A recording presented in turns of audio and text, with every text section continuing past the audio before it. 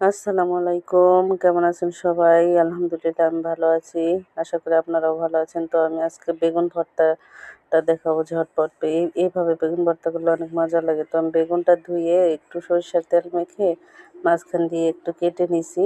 হালকা এই রসুনগুলা দিয়ে দিব এটার ভিতর দিয়ে। এটা যেহেতু আমি পুরে ভর্তা করব, সেইজন্য একসাথে এই বেগুনের সাথে রসুনগুলাও একটু হয়ে যাবে, পোড়া হয়ে যাবে। এই তো আমি চুলায় দিয়ে দিয়েছি।